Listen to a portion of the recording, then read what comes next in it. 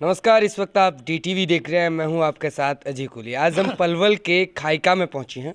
यहां से हमारे साथ बिजली विभाग में अपनी सेवाएं दे चुके चौधरी खुर्शीद अहमद जी हमारे साथ जुड़े हैं। अब की बार वो खाइका से चुनावी मैदान में हैं और अब से पहले भी वो चुनावी मैदान में ताल ठोक चुके हैं, लेकिन कड़वा हार का मुँह देखना पड़ा। अब बात करते हैं कि अब की बार वो जो चुनाव में हैं तो क्या क्या मुद्दे उनके हैं, जनता के बीच जा रहे हैं, किस तरह का रुझान मिल रहा है, किस तरह का प्यार, किस तरह का समर्थन मिल रहा है और क्या क्या समस्याएं सुनने को मिल रही हैं। क्योंकि अगर बात करें पंचायत की तो यहाँ पर बिल्कुल भी विकास नहीं है। वो देखने से यहाँ की अगर गलियों में जाओगे, गांव में आप एंट्री करोगे तो वहाँ की चाहे महिलाओं के लिए जल की समस्याएँ हों जो सर पे लेकर आ रही हैं, चाहे आप गलियों की बात करें जो उनमें कीचड़ भरा हुआ है। जो बात करते हैं जी, बहुत बहुत स्वागत है सर आपका। सबसे पहले I am very highly thankful to your D TV Ajay ji और इस्माइल साहब। बहुत बहुत मैं आपका शुक्रिया अदा करता हूं कि आपने वक्त निकाल करके मेरे यहाँ आकर के मेरे से इंटरव्यू लेने का जो वक्त निकाला। आप जो पूछेंगे मैं आपको बताऊंगा। जी देखिए, आप जनता के बीच जा रहे हैं तो क्या सुनने को आपको मिल रहा है सर? बहुत अच्छा पैगाम मुझे मिल रहा है, लोगों का प्यार मिल रहा है। जो मैंने वो लोगों से 5 साल पहले वादे किए थे, मैं 16-18 वोटों से हार गया था पिछली दफ़ा, तो वो ही दिमाग में है कि उन किए हुए वादों को पूरा कराऊंगा और ये मेरा अहद है। लोग मेरे पर यकीन कर रहे हैं। जहाँ भी मैं जा रहा हूँ अपने उन्हीं बातों को दोहराता हूँ और इंशाल्लाह मुझे कामयाबी मिली तो जो मैंने आज से 5-7 साल पहले वादे किए थे मेरे जहन में भी वो ताज़ा हैं, उनको इंशाल्लाह पूरे करके बताऊँगा, दिखाऊँगा। क्या क्या मुद्दे आपके हैं, क्या क्या वादे हैं सर जो जनता के बीच जा रहे हैं, हमें उनको सुनना चाहेंगे, जनता को बताना चाहिए। मेरे गांव के अंदर मिडिल स्कूल है लेकिन प्राइमरी जैसी हालत है उसकी। तो मैं सबसे पहले तो ये चाहूँगा, करीब करीब 8,000 की आबादी है गांव के अंदर। पड़ोस में गांव है अंधोप, नीम का है आपका, मेरे गांव से छोटे हैं। वहाँ सीनियर सेकेंडरी स्कूल बना दिए गए, लेकिन मेरा गांव सन में 84 में इसको अपग्रेड किया गया था प्राइमरी से मिडिल, आज तक उसी स्थिति में पड़ा हुआ है। तो मेरा जो एजेंडा है वो ये होगा कि अपने गांव के इस मिडिल स्कूल को सीनियर सेकेंडरी स्कूल बनाने के लिए प्रयास करूंगा। सरकार के उच्च अधिकारी और मंत्रियों के पास जाके गुहार लगाऊंगा कि मेरे गांव में शिक्षा का स्तर गिरा हुआ है। ये मेरे अड़ोस पड़ोस में मेरे गांव से छोटी आबादी वाले गांव हैं, उनमें ये स्कूल अपग्रेड कर दिए गए तो प्लीज़ हमारे स्कूल को भी अपग्रेड किया जाए। दूसरा मुद्दा मेरा ये होगा कि यहाँ पर पीएससी प्राइमरी हेल्थ सेंटर, यहाँ से 8-10 किलोमीटर के दायरे में प्राइमरी हेल्थ सेंटर्स हैं। मेरे गांव में हेल्थ डिस्पेंसरी भी नहीं है। दूसरा प्रयास मेरा ये होगा कि गांव के अंदर प्राइमरी हेल्थ सेंटर, जब तक प्राइमरी हेल्थ सेंटर चालू हो डिस्पेंसरी खुलवाने की कोशिश करूँगा इंशाल्लाह खुलवा कर ही दम लूँगा। तीसरा किसान है, उनकी जीविका के साधन खेती है, पशु हैं, तो पशुओं के लिए भी यहाँ कोई अस्पताल नहीं है, इर्द गिर्द कोई डिस्पेंसरी हॉस्पिटल। आज से क्या नाम है 30-35 साल पहले मेरे गांव में पशुओं का हॉस्पिटल था, लेकिन उसको उठा के कहीं और ले जाया गया। मैं वापस उस हॉस्पिटल को पशुओं के को यहाँ लाऊँगा, पूरा प्रयास करूँगा, मरते दम तक प्रयास करूँगा, पशुओं का हॉस्पिटल यहाँ खुलवाऊँगा। तीसरा यह है कि बच्चियाँ 8-9, 7, 8, 10 जमात पढ़ के घर पर बैठ जाती हैं, बाहर हाई स्कूल करने, सीनियर सेकेंडरी स्कूल करने नहीं जा पाती। उनके लिए जो नहीं पढ़ना चाहती हैं उनके लिए कढ़ाई बुनाई सिलाई सेंटर स्थापित करने के पूरे प्रयास करूँगा। चौथा मेरा ये होगा कि वृद्धावस्था पेंशन, विधवा पेंशन, विकलांग पेंशन जो मिलती है वो यहाँ से करीब 9-10 किलोमीटर दूर है बहीन गाँव। वहाँ कोऑपरेटिव बैंक है, वहाँ ही लोग जाते हैं पेंशन लेने के लिए। तो इतने वृद्ध हैं कि 80, 85, 90 साल के हैं, बीमार हैं, नहीं जा पाते, जाते भी हैं तो सामूहिक एक व्हीकल करते हैं, गाड़ी करते हैं या कोई भी 3 व्हीलर करते हैं, उनका 100-150 रुपया किराए में कट जाता है। तो मैं प्रयासरत रहूँगा कि मेरे गांव में ही बैंक स्थापित किया जाए और बैंक जो सुविधाएं खुलने के बाद में किसानों को, ग्रामीणों को प्रोवाइड करता है, वो सुविधाएं मेरे गांव में भी बैंक के मुहैया कराई जाए। इसके बाद में आज हर बच्चा हर खेल में इंटरेस्ट लेता है, लेकिन गांव में खेलने के लिए जगह नहीं है। तो हमारे पट्टियों की ज़मीन पड़ी है काफ़ी। मैं चाहूँगा कि बच्चों के लिए एक स्टेडियम कायम करूँ जिसमें वो अपना मनोरंजन या खेल जो भी वो खेलें अपना खेल खेल सकें। इसके बाद गांव के रास्ते क्या नाम है, बहुत बुरी हालत है कि पैदल भी नहीं निकल सकते, व्हीकल लेके तो बहुत ही क्या नाम है मुश्किल काम है। तो मैं ये चाहूँगा कि सारे रास्ते इस तरह से बना दिए जाएं और ड्रेन सिस्टम साथ में बनाया जाए जो पानी का कीचड़ का एक ड्रॉप भी ना मिले। उन रास्तों में स्ट्रीट लाइट लगवाऊंगा। बिजली की लाइट के अलावा बिजली नहीं भी होगी तो फिर भी मैं सोलर लाइट लगवाऊंगा जो रात के बिजली जाने के बाद जो अंधेरा छाता है उसमें ग्रामीणों को आवागमन में कोई असुविधा ना हो। और प्रयास करूंगा कि गांव के हर चौराहे पर सीसीटीवी कैमरे भी लगाए जाएं। छोटे मोटे अपराध होते हैं, चोरियां होती हैं तो पुलिस को भी ज़्यादा क्या नाम है परेशान ना होना पड़े, पता लग जाएगा सीसीटीवी में किस आदमी की शक्ल कैद हुई है, चोर पकड़ने में सुविधा मिले। और पानी की व्यवस्था ठीक नहीं है, इनको भी दूर करने की कोशिश करूँगा। सर एक और बड़ी बात हम आपसे ये भी बताना चाहेंगे और जानना भी चाहेंगे सर, आज़ादी के 75 साल बाद भी मेवात का गांव, यूं कहें कि पलवल डिस्ट्रिक्ट का एक खाई का गांव आज इतना पिछड़ा हुआ है, इसकी वजह क्या मानते हैं सर? मैं वजह यही मानता हूँ कि बिल्कुल आपने सही फरमाया कि पलवल में ही नहीं हरियाणा में कोई इतना पिछड़ा गांव नहीं होगा जितना मेरा गांव है। गांव की सरदारी की जो कमान है वो गलत हाथों में चली जाती है। विकास के नाम पर जो पैसा आता है, जो अपने अपने वक्त के सरपंच होते हैं वो बजाय गांव का विकास करने का अपना घर का विकास करते हैं, उस पैसे को गांव के विकास पे नहीं लगाते। अगर मैं बन गया। बिल्कुल सर एक और बात ये कि यहाँ पर जैसे ही चुनाव आता है तो चुनावी वादे उठने लगते हैं, हर 5 साल में वही चुनावी वादे वही रह जाते हैं। लेकिन चुनाव जीतने के बाद ना तो यहाँ के जो मुखिया बनते हैं विकास पे ध्यान देते हैं। और अब की बार आप भी चुनाव में हैं, क्या जनता अगर कुर्सी जी को चुनती है तो जो आपने वादे किए हैं जनता को तो क्या वो पूरे होंगे, या जनता के लिए जो विकास की उम्मीदें हैं अगर जनता आपके साथ जुड़ जाती है तो क्या वो होंगे या वहाँ कर पाएंगे? खाइका की तस्वीर या तकदीर बदलती हुई नजर आएगी सर? ऐसा है कि मैं इतने बड़े वादे नहीं कर रहा कि जो एमएलए भी पूरे ना कर सके, मेंबर पार्लियामेंट भी पूरा ना कर सके। किसी भी सरपंच के किसी भी लीडर से संबंध ना भी हो फिर भी उसके पूरे कार्यकाल में 2.5-3 करोड़ रुपया तो आ ही जाता है, आ ही जाता है। अल्लाह का शुक्र है मेरे तो क्या नाम है, चाहे बेशक भाजपा सरकार है, भाजपा सरकार में भी, स्टेट में भी और सेंटर में भी मेरे अच्छे जानने वाले लीडर हैं, एमएलए हैं। यहाँ के जो मौजूदा एमएलए हैं प्रवीण डागर जी भाजपा से हैं, मैं उनका वोटर सपोर्टर हूँ। मेरे उसके अच्छे ताल्लुकात हैं। अगर मैं सरपंच बन जाता हूँ जो राशि बिना सिफारिश का आएगी वो तो आएगी ही आएगी। बाकी मैं एमएलए साहब का आगे गुहार लगाऊंगा कि मुझे क्या नाम गांव के विकास के लिए एक्स्ट्रा पैसे दिलाइए। इसके बाद में हमारे जो मेंबर पार्लियामेंट है चौधरी कृष्ण पाल गुर्जर जी, मैं उनका पुराना सपोर्टर वोटर रहा हूँ, मेरे उसके अच्छे ताल्लुकात हैं। उसने, मैं कुछ भी नहीं था, पिछली दफ़ा सरपंच भी नहीं था, फिर उसने 25-30 लाख रुपया गांव विकास के लिए दिया था और मैंने उसके नाम काफ़ी रास्ते गांव में बनवाए।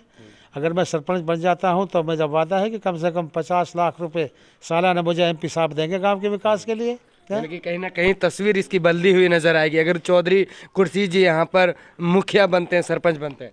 बिल्कुल बदली नज़र आएगी कि मेरी 72 साल की करीब उम्र हो चुकी है। मैंने 35 साल हरियाणा सरकार में सर्विस की है बिजली महकमे में, और वहाँ 27 साल मैंने ट्रेड यूनियन चलाई है। मैं सब कुछ जानता हूँ। सन 72 का पंजाब यूनिवर्सिटी का ग्रेजुएट हूँ, 74 का डिप्लोमा इंजीनियर हूँ। मैं अनपढ़ नहीं हूँ, समझे ना। जब मुझे किसी सलाह लेनी पड़ेगी मैं सारे संविधान को जानता हूँ। पंचायत एक्ट भी मेरे पास घर पर रखे हुए, सरपंच की क्या पावर्स है। सरपंच अगर पढ़ा लिखा है, जिज्ञासा रखता है कुछ कराने की और उसके ऊपर ताल्लुकात है सरपंच, तो वो कर सकता है। वो कर सकता है कि अच्छे आला अधिकारी भी नहीं कर सकते, समझे ना। तो मैंने बता रहा हूँ कि मैंने अपने महकमे में भी कोई करप्शन नाम, बिल्कुल भी करप्शन का काम ही नहीं किया था, रिश्वतखोरी कोई भी किसी भी तरह का। क्योंकि हम जानते थे कि किसानों के साथ सरकार हो या अधिकारी हो या दफ्तर हो, सारे ही शोषण करते हैं। अब हम जब ट्रेड यूनियन के लीडर थे तो हम तो शोषण के खिलाफ आवाज़ उठाते थे, चाहे वो अधिकारी शोषण करते थे, चाहे कोई भी करता था। तो मैं इनका ना तो शोषण होने दूंगा, ना मैं शोषण करूंगा। गांव के पैसे को ना खाने दूंगा ना खाऊंगा। मैंने हज किया हुआ है, मैं हाजी हूँ, 72 साल मेरी उम्र हो गई। अब विकास के पैसे को मैं खाऊंगा, जब मैं मरूंगा तो मैं क्या हिसाब दूंगा अल्लाह को जा कर के, है। मैंने 35 साल नौकरी, अगर मैं पैसा खाता तो सरकार में ही पैसा खाता, महकमे के पैसे खाता। मैंने वहाँ भी क्या नाम है, ईमानदारी से ड्यूटी निभाई थी। सरपंच घपलेबाजी कौन करते हैं? जिनके पास कमाने खाने के जरिए नहीं होते और वो डिपेंड होते हैं ओनली सरपंच जी के ऊपर। वो बेटे को भी सरपंच बन के बिहारने की कोशिश करते हैं, बेटी को भी सरपंच बन के बिहारने की कोशिश करते हैं।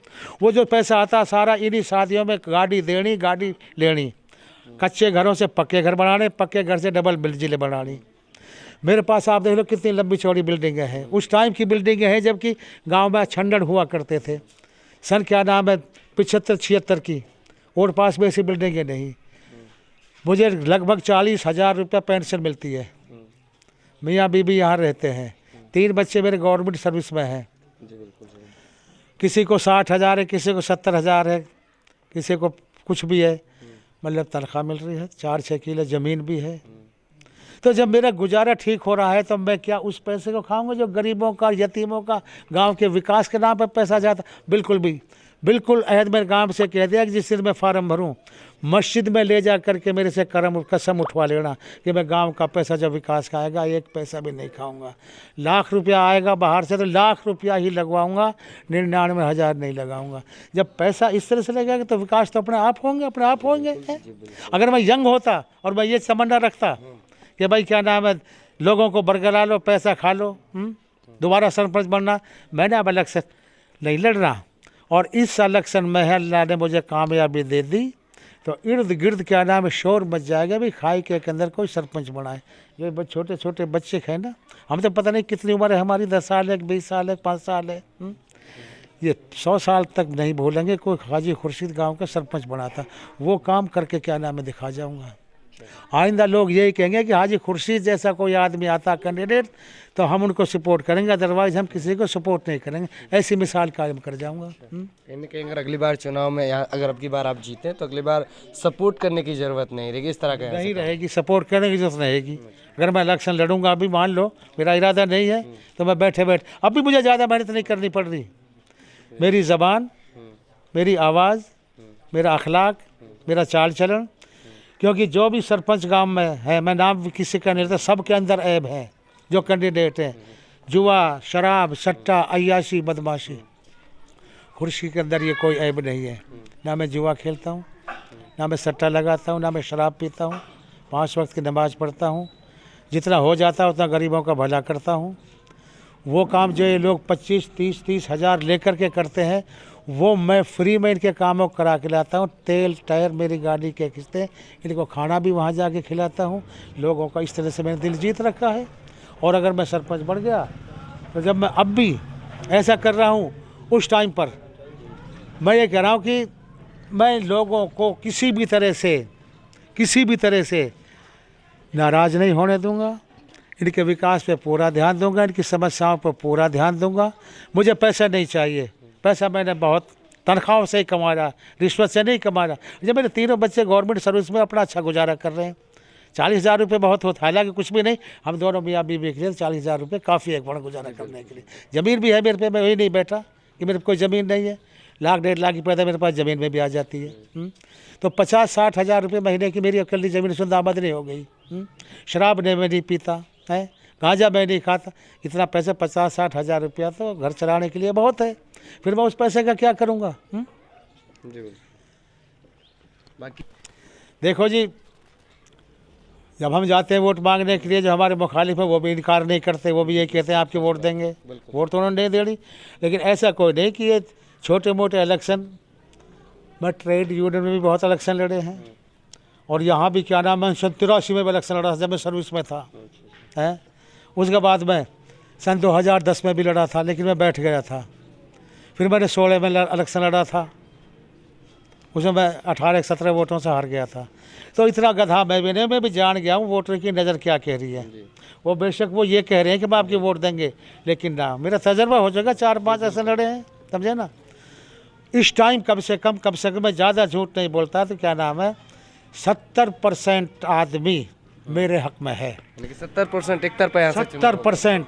अब वो ज़्यादा 22-25 तारीख तक जब बहुत ज़्यादा वो जोर लगाएंगे तोड़ ताड़ करके 60% जब भी रह जाएगा, इससे नीचे मेरा ग्राफ नहीं जाएगा, ये मेरा वादा है, समझे ना। धन्यवाद। ये हमारे साथ हाजी खुर्शीद अहमद जी थे, जो कि बिजली विभाग में अपनी सेवाएं दे चुके हैं। साथ ही हम आपको बताना चाहेंगे, उन्होंने बताया कि उनके क्या क्या वादे हैं, क्या क्या मुद्दे हैं और जनता से किस तरह का प्यार उनको मिल रहा है। साथ ही उनका ये भी कहना है कि लगभग यहाँ से 60 से 70% उठाएंगे वोट और जनता का कराएंगे काम।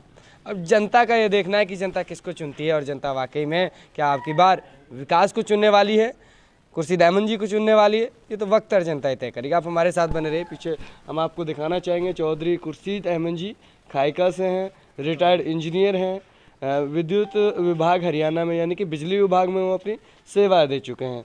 अखिल भारतीय शहीदान सभा उसके प्रदेश अध्यक्ष रहे हैं, राष्ट्रीय अध्यक्ष रहे हैं, प्रदेश अध्यक्ष ऑल इंडिया मेव सभा हरियाणा के रहे हैं, प्रधान महासचिव अखिल भारतीय मुस्लिम माइनॉरिटी यूथ एकता कमेटी हरियाणा। ये उन्होंने सर ने जो जिन पद पे वो रहे हैं और हरियाणा में क्या क्या काम कराए, उन्होंने ये भी बताया कि जब मैं सरपंच नहीं था तब भी गांव के विकास के लिए मैंने काम कराया। तो गांव की जनता से भी जानते हैं वो लोग जो उनके साथ चल रहे हैं। बाबा तबीयत ठीक है? बिल्कुल ठीक है। अच्छा, खुर्शीद जी के साथ चल रहे हैं। हाँ क्यों चल रहे हैं? यह ईमानदारी के साथ चल रही है। अच्छा, ईमानदार आदमी है। ईमानदार आदमी है। अच्छा, बिल्कुल। क्या क्या काम आपके रह रहे हैं जो आपको करवाने हैं खुर्शीद जी को जिताकर? जी, जो काम रह रहे हैं भाई साहब बिल्कुल उन्हें एक नंबर करे। अच्छा, एक नंबर करेंगे। हाँ बाबा तबीयत ठीक है? हाँ बिल्कुल सही है भाई। जी, चुनाव का आनंद आ रहा है? मजा आ रहे जी, खूब रंग डट रहो। वोट वोट मांगने जा रहे हैं? अरे रात दिन ये कर रखा, गले पे बैठे पड़े। अरे बैठ रहे हैं, वो तो लग ही रहा है। हाँ मेहनत कर रहे जी खूब, कोई दिक्कत ना। बाकी खुर्शीद जी को कितना % वोट आप दिला पाएंगे लगभग? हाजी जी बताओ, ये सही है जी, हाजी ने और कम बताइए नहीं, और 75 है। अच्छा हाँ जी, आज की तारीख में तो मतलब 4-5 जो वो हाँ ना कैंडिडेट, वो आधे में ही आधे में। अच्छा, एक तरफा मतलब चुनाव निकाल रहे हो आप? आगे आगे अल्लाह मालिक है, ऊपर ले। बिल्कुल बिल्कुल। ये जनता जिन्होंने बताया कि यहाँ से लगभग सर ने भी बताया था कि 60% प्लस वोट है, यहाँ से वो उठा पाएंगे और यहाँ से एक तरफा चुनाव निकालेंगे। बने आप हमारे साथ, कैमरा पर्सन इस्माइल जी के साथ मैं आपका अपना अजीज कोहली, DTV न्यूज़। धन्यवाद।